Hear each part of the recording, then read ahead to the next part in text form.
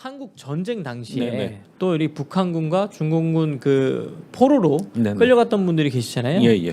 그런 분들은 어떤 대우를 받게 됩니까? 이제 포로로 끌려갔는데. 예.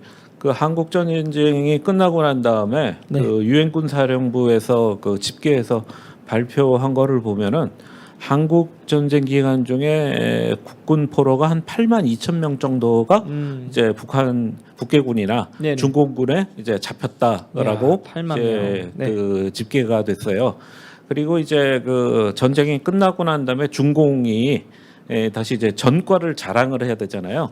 그래서 그 전과를 자랑하는데 이제 보니까 네네. 3만 7천여 명을 한국군을 갖다 포로로 잡았고 유엔군을 갖다 한 9천 명 정도 잡았다. 대부분이 미군이죠. 네네. 그러니까 한 4만 한 6천 명 정도 이제 포로를 잡았다고 이제 발표를 했는데 네. 북한에서는 자기네들이 포로를 갖다 몇 명 잡았는지 발표를 한 거는 없어요. 근데 이제 기록을 보면은 52년 말쯤에 52년 9월인가 이제 김일성이가 네네. 스탈린하고 만나서 한번 회담을 합니다. 그러면서 이제 자기 전과를 갖다가 얘기를 하는데 남한 군인을 갖다가 한 3만 4천 명 정도 포로로 잡았다라고 얘기를 해요.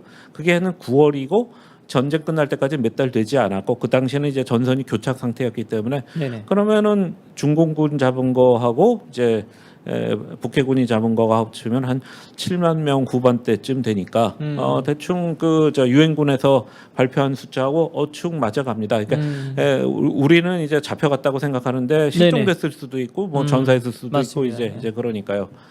그러면 그분들이 그럼 저 전쟁이 끝나고 난 다음에 이제 포로 교환이 이루어집니다. 네네. 포로 교환이 이루어지는데 저쪽에서 한 8,300명 정도 우리 남쪽으로 보내줬고 우리가 한 8만 명 정도를 갖다가 이제 보내줬어요. 포로 잡은 숫자는 그보다 훨씬 더 많은데 네. 그 이승만 대통령이 이제 거제도 그 방공포로 석방 네네. 그거 해갖고 많은 그 방공포로 이제 공간 주고 싶다는 사람이 이제 남한 사이로 흩어져 갖고 이제 저쪽으로 돌아가겠다는 사람들이 한 8만 명이 이제 돌아간 거죠. 그래서 그렇게 돌아왔는데 그래서 북한에 남아 있는 국군 포로가 대충 한 5만에서 6만 정도 될 거다 이제 추정을 합니다. 숫자는 나오지를 않아요. 근데 이분들의 운명이 아마 한반도에서 살고 있는 사람들 중에 거의 최악의 그 생애를 갖다 유지하지 않았느냐 하고 저는 이제 생각이 드는데 일단 이 중에서 진짜 그야말로 고향에 뼈를 묻지 못하고 이국에 끌려가 갖고 천지를 떠도는 고혼이 된 케이스가 있는데 냉전이 끝나고 나서 이제 소련 쪽에서 그 문서들이 많이 이제 공개가 됐어요. 그 공개한 거에 보면은 북한에서 국군 포로를 상당수를 갖다가 소련에다 넘겨줬답니다. 그래갖고 그때는 이제 남북 전쟁이 벌어졌던 한국 전쟁이 벌어졌던 이유 중에 하나가 미소 간에 냉전이 심화돼서 그렇잖아요. 그러면은 소련 입장에서 보면은 가장 큰 위협이 뭐냐면은 그 미국의 폭격기가 원자폭탄을 갖고서 소련을 폭격하러 오는 게 가장 큰 위협이기 때문에 시베리아의 레이더 기지하고 공군 기지를 갖다 엄청나게 건설을 합니다. 그리고 건설을 할 인력이 필요하잖아요. 그래갖고 그러니까 2차 대전이 끝나고 나서 그때 관동군이 한 100만 명 정도 있었어요. 중국 땅에 있는 이제 일본 군대가 그중 한 68만 명 정도가 소련군의 포로가 됩니다. 그럼 포로가 되고 나서 전쟁이 끝나서 휴전협정이 맺어지면 그 포로를 송환을 해야 되잖아요. 50만 명을 송환을 안 하고 그 사람들을 갖다 시베리아로 보내갖고 거기서 강제 노동을 시켜요. 벌목공들 막. 그러니까 우리 국군 포로도 똑같이 데리고 갔는데 간 지역이 어디면 오츠크에 있죠. 오츠크의 부분에 가서 이제 비행장 닦고 군기지 건설하게 시키고 그다음에 일부는 좀 더 북쪽으로 가서 그 베링 해협 있지 않습니까? 아메리카 대륙하고 아시아 대륙하고 가장 좁아지는 지역. 그거 딱 넘어가면은 그게 북극해거든요. 그 북극해 지역에 가서 비행장하고 군사 기지를 건설하게 합니다. 그 숫자가 나오는 거에 따라서 왔다 갔다 해요. 대충 수천 명이라는 사람부터 12,000명이라는 사람이 있는데 네네. 여기에 결정적인 증언을 한 사람이 한 사람이 있습니다. 강상호라는 사람인데 네네. 북한에서 내무부 차관을 했던 사람입니다. 굉장히 고관을 했던 사람이죠. 네네. 이 사람도 히스토리가 굉장히 긴데 네네. 김일성하고 똑같이 소련군에서 복무하면서 항일 투쟁을 했던 사람이에요. 네네. 김일성이가 대위를 달고 들어왔다가 북한에 들어오면서 소령으로 진급했는데 네. 이 사람도 똑같이 대위를 달고 들어왔던 사람이에요. 그러니까 그 뭐냐면 소련군 내에서 위치가 김일성에 비해서 그렇게 크게 뒤지지 않은 사람이죠. 네, 그래서 한국 전쟁 당시 내무부 차관을 해갖고 이제 전쟁 수행하는데 뒤에서 백업을 하던 사람인데 57년인가 이제 그 김일성이가 말하자면 자기 반대 진영을 갖다 숙청을 하면서 이 사람도 이제 숙청 위기에 몰리니까 네네. 소련으로 도망갑니다. 그러니까 전직 소련군 대위국으로 그러니까 소련에서 이제 받아줘요. 그래서 이 사람이 이제 소련에서 살다가 한 2000년쯤인가 이제 죽었다고 그러는데 이 사람이 한 증언이 있어요. 네네. 자기가 이제 국군포를 보내는 걸 갖다 다 그 지휘하고 이런 걸 목도를 하고 그런 거죠. 네. 그러니까 자기가 수천 명을 갖다 오츠크에 있는 그 수용소로 보냈다고 이 사람이 이제 증언을 한 그 내용이 있습니다. 이야, 참 거기 끌려가면 사실 인간 이하의 대우를 받는 거 아닙니까? 이 증언을 보면은 네. 그 끌려간 해 겨울을 넘길 때 겨울을 넘겼는데 10%가 죽었대요. 와, 참 뭐 거의 다 뭐 못 먹거나 동사 뭐 이렇게 그렇죠. 겁니까? 기후가 일단 안 맞고 네네. 그리고 시베리아 유영소 같은 경우는 평상시 사망률이 연 5%입니다. 평원 전쟁이 안 들어진 평상시에. 근데 2차 대전 기간 중에 사망률이 한 20%까지 올라갔었거든요. 그러니까 10% 정도 죽었다고 그러는 거는 생각을 해보면 시베리아 유영소 상황에서는 그 정도쯤은 죽을 수 있다라고 예측 가능한 범위예요. 이게 말이 쉬워서 이렇게 얘기를 하는 거지. 네. 10명 중 하나가 죽었다면 그게 생족이지. 맞습니다. 그게 어디 그 인간 사회라고 할 수가 있겠어요. 이야, 그렇게 끔찍한 지금 납북자들 이야기가 참. 근데 이런 것도 사실 많이들 모르시잖아요. 그렇죠. 이거 뭐 아시는 분이 얼마나 사실 계시겠습니까? 이런 내용들. 네. 그리고 그렇게 끌려가지 않은 분들은 어떻게 됐느냐면은 이제 사상 교육을 갖다 받습니다. 사상 교육을 받아갖고 인민군대에 입대를 해요. 이거는 굉장히 흔하게 있는 일입니다. 2차 대전 때도 포로로 잡은 독일군, 포로로 잡은 소련군을 갖다가 이제 활용한 사례는 엄청 많거든요. 네. 그러면은 이제 포로로 잡아갖고 그 사람들을 갖다 이제 전선에 내버려고 해서 싸우게 한 2차 대전 때는 그런 경우도 좀 있긴 있었지만은 한국 전쟁 때는 그러질 않고 건설여단이라는 거를 만들어서 거기다 이제 배치를 시켰대요. 이름 그대로 건설여단이에요. 네네. 강제 노동을 시켰다는 거죠. 맞습니다. 노무자를 시킨 거예요. 전쟁을 하려면 얼마나 많은 노동력이 맞습니다. 필요합니까? 폭격을 하고 나면 공장을 복구를 해야 되고 도로도 닦아야 되고 참호도 파야 되고 많은 짐도 날라야 되고 그러니까 이게 완전히 공짜 노동력으로 활용을 한 거죠. 그러니까 그리고 난 다음에 이제 전쟁이 끝나고 나니까 그 다음에는 이제 군에서 계속 있을 필요가 없지 않습니까? 그래서 56년에서 한 57년 정도 돼서는 이 사람들을 갖다 다 제대를 시킵니다. 제대를 시키고 여기서 북한은 이제 직업하고 사는 곳 이런 걸 갖다 당에서 다 지정을 해주니까 다 지정을 해줬는데 대부분이 평양 북도에 있는 탄광으로 배치를 받아서 갔습니다. 해서 탄광에 가서 그야말로 아오지 탄광에 끌려가고 탄부 노릇을 한 거예요. 근데 우리나라에서도 탄부를 얘기하면 이게 직업에 대한 적이지만 좀 막장이란 말을 쓰지 않습니까? 막장이라는 게 뭐예요? 탄광의 제일 끝에 깊은 데에 있는 거예요. 막장에 끌려갔다 그런 걸 굉장히 나쁜 의미로 쓰지 않습니까? 그러니까 북한에서도 힘들고 어려운 일이라고 하고 이런 얘기가 있답니다. 딸을 과부로 만들고 싶으면 광부한테 시집 보내라. 이게 이제 북한에서 나온 통계를 조사한 사람들한테 들은 얘기인데요. 북한에서 광부로 60세까지 정년 퇴임할 가능성이 80%랍니다. 20%가 광부로 일하는 와중에 죽는데요. 야, 우리나라에서 이게 그런 심각하구나. 직업이 있습니까? 없습니다. 우리나라에서 아마 사망률이 1%만 된다 하더라도 난리가 날 거 아니에요. 난리 날 겁니다. 지금 네. 죽음의 대물림이라든가 네네. 죽음의 하청 이러면서 네네, 그거에 대해서도 택배하시는 분들이나 뭐 집배원 분들 막 얘기 많이 굉장히 나오잖아요. 지금 우리는 그런 의식이 크는데 그 20%나 30년 근무해서 20%나 죽는다. 그거 형벌이지. 그걸 어떻게 직업이라고 할 수 있겠습니까? 맞습니다. 그러니까 그래서 이분들이 그리고 이분들에 대해서 굉장히 감시가 심합니다.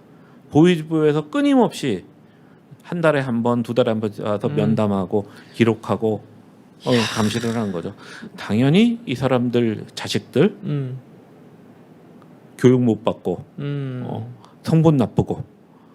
그러니까 대부분이 또 아버지의 직업을 물려받아서 광부 일을 하는 거예요. 여기서 이렇게 목숨 걸고 일한다고 해서 또 뭐 페이를 많이 지불해주거나 그런 것도 아니잖아요. 그런 것도 아니죠. 그냥 노동만 하고 그렇죠. 다 또 당에서 가져가는 거 아닙니까? 예, 그래서 그 증언에 따르면은 포로 교환 있었잖아요. 네네. 54년에 포로 교환할 때 포로 교환하겠다고 손 들었다.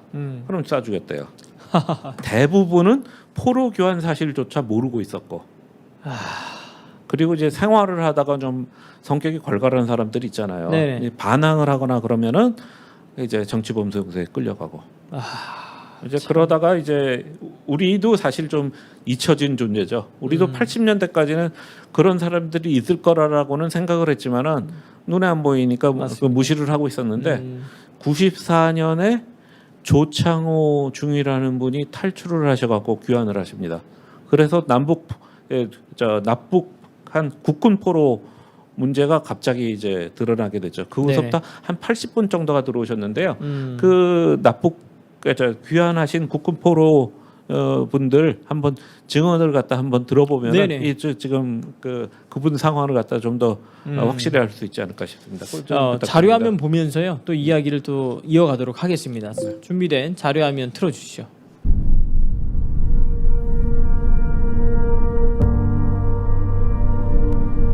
(1994년도에) 조창호 중위가 처음으로 탈출 귀환에 와가지고 북한에 국군 포로들이 있다는 걸 얘기를 해서 그때부터 2010년까지 한 15년에 걸쳐서 탈출해온 국군 포로가 80명이 있었습니다. 그래서 저도 한경남도 북한에서 제일 큰 광산이에요. 검덕광산이라고 연하연을 캐는 광산인데 거기에 가서 있는데 거기서 제가 국군 포로가 한 1000명 있었어요. 같이.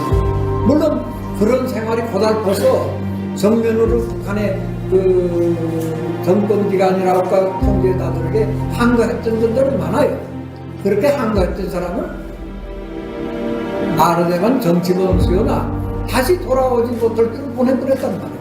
탈출하다가 시도하다 실패하면 죽음이니까 또 탈출하다가 잘못되면 거기에 남아있는 가족들까지 또 피해당한단 말이에요. 이렇기 때문에 저만해서 탈출이라는 시도를 하지 못해요. 여러분 북한 사회라는 건 여러분들 더 알다시피 계급을 기본으로 성분을 기본으로 사람을 평가하는 사회거든요. 저 사람이 아버지가 뭘 했냐 할아버지가 뭘 했냐 이 성분을 따지는 사회란 말이에요. 그러면 국군포로는 어떤 계층으로 보는가? 자기네들에게 총독이 됐든 맞아야만 적대 계층의 제일 낮은 계층으로 분류하고 있단 말이에요. 그래가지고 통제도 하고 감시도 하고 사별하고 국군 포로뿐만 아니라 자식들 태어난 자식들까지도 차별 대우를 하는데 아니 거기 남아서 아버지 탄광에 가서 나가면 1억에 시가고 남았을 국군 포로가 과연 있겠어요?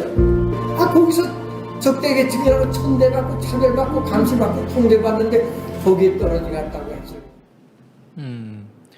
아까 방금 설명해 주셨던 그 준희님 그 내용이잖아요. 그렇죠. 지금요. 예. 참 얘기 저분도 지금도 살아 계시나요? 네, 지금 작년까지는 살아 계신데 네네. 그 다음엔 모르겠네요. 한 80분 정도가 돌아오셨는데 네네. 6.25 때 군인에 가셨으니까 탈출할 때는 나이가 어떻게 되시겠어요? 그래서 다 고용이라서 작년 말에 한 60분 정도가 돌아가셨고 한 20분 정도가 살아 계신 걸로 이제 그렇게 나와 있거든요. 네, 거의 다 이제 참. 그래서 2011년 이후는 네네. 돌아온 국군 포로가 안 계십니다. 그러니까 음. 그때 이후는 이제 거동하기가 일단 불편하셨을 네네, 거고 맞습니다. 남한에서 아무래도 그래도 건강 관리를 받고 영양을 충분히 섭취한 상태에서도 네네. 거의 대부분이 돌아가셨는데 네네. 북한에서 과연 그렇게 오래 사실 수가 없지 않을까 싶은데요. 사실 국군 포로로 끌려가서 북한에서 뭐 사실 뭐 대접받고 사는 게 아니라 가장 최악의 환경과 조건에서 말씀하신 대로 진짜 막장의 인생을 살아갈 텐데 네. 그 연세에 버티기란 정말 쉽지 않을 것 같습니다. 예. 그리고 이제 공평하게 네네. 설명을 해야 되니까 그렇게 억류된 분들 중에도 네네. 자발적으로 인민군에 들어가서 활동하겠다고 자발적으로 협조한 분이 없을 수가 없잖아요. 네네. 그런 분들도 계십니다. 그래갖고 그야말로 이제 병사가 돼갖고 사실 살기 위해서 하시는 전선에 투입된 분도 있었고 그리고 또 이제 증언에 따르면은 이제 그분은 의무병이었어요. 그러니까 이제 자발적으로 이제 자기 돕겠다 해갖고 이제 의무부대에 이제 근무를 한 거죠. 그래서 전쟁이 끝나고 난 다음에 이제 배치를 받았는데 이분도 역시 탄관에 배치를 받았는데 다른 분들은 다 탄도 안에 들어가셔갖고 이제 탄을 캐야 되는 일을 했지만 이분은 지상에서 네네. 의무실에서 이런 좀 상대적으로 편한 일을 하셨다고 그러더라고요. 그 의무병으로 들어가면 그래도 대우가 좀 괜찮나요? 글쎄요. 아무래도 네. 탄을 캐는 것보다는 훨씬 낫지 않습니까? 일단 먼지는 안 받으니까요. 제가 좀 궁금한 건 이제 이 사람이 어떻게 하다가 의무병으로 들어오게 됐는지 이미 군 내에선 다 아는 거 아닙니까? 그렇죠. 아는데 이제 네. 보통 설명을 어떻게 하냐면은 포로가 됐다고 설명을 하지 않고 데리고 가면서 자진 월북했다. 그러니까 귀순 용사다. 이렇게 설명을 하면서 배치를 시키더라고요. 그러니까 좀 괜찮은 사람 그래도 같은 경우는 어느 정도의 대우는 해 준다고 봐야 되겠네요. 만약 인민군으로 지원을 할 경우에는. 네, 그렇죠. 이제 그런 경우 참. 어쩔 수 없이 이제 네. 인간 사회이기 때문에 그런 사람들도 있고 그거에 대해서 현 시점에서 안전하게 사는 사람들이 과연 비난을 할 수 있느냐 그런 도덕적인 문제는 생겨납니다. 맞습니다. 그리고 이 국군 포로에서 드러났던 우리 사회의 문제가 또 뭐냐면은 조창호 대위도 그러고 초창기에 넘어왔던 분들이 중국에 가깝고 대사관이나 영사관의 문을 두드립니다. 대사관이나 영사관에서 저 사람들을 갖다가 대우를 안 해주는 거예요. 도와줄 방법 없다. 네네. 딴 데 가봐라. 그래갖고 초창기에는 어떻게 되냐면 저 소문이 들리니까 네네. 방송사에서 카메라를 들고 가서 그분을 갖다 일거수일투족을 촬영을 합니다. 이제 그리고 그거를 갖다 여기서 특집 방송을 해요. 신문 기자가 가서 쫓아가면서 그래서 이렇게 오늘 영사관에 했더니 이런 대우를 받았다. 그러니까 그것이 알고 싶다라에 네네. 그 장면이 이제 방송돼 갖고 네네. 대단히 큰 문제가 일어났던 파장이 게 있었죠. 있었죠. 네네. 그렇게 많은 언론계 종사자분들이나 북한 인권 단체에 계신 분들이 가고 그거를 갖다 문제를 제기를 하니까 네네. 본국 정부에서 그분들을 갖다 이제 송환을 하라, 도와줘라라고 지시가 내려갔고 그래서 현지에서 이제 받아들여서 여권도 만들어주고 비행기 수속도 해주고 해갖고 네네. 귀환을 하게 되고 그렇게 한두 번 선례가 만들어지니까 이제 국군 포로가 찾아오면 이렇게 하라라는 업무 절차가 만들어지고 이게 이제 관료제 사회에서 벌어지는 어쩔 수 없는 생전 처음 듣지도 못한 게 딱 냈을 때는 그냥 행동을 미리 안 하고 그냥 일단 소극적으로 보이는 네네. 그런 모습을 갖다 너무 많이 보여줘갖고 참. 그때 상당히 비난을 많이 이제 받았었죠. 이런 부분들은 좀 개선이 좀 바로 좀 돼야 될 것 같습니다. 네네. 지금은 많이 개선이 됐는데 이제 나이가 많아져서 갖고 이제 이제 또 들어오신 분이 별로 없는 그런 상황입니다.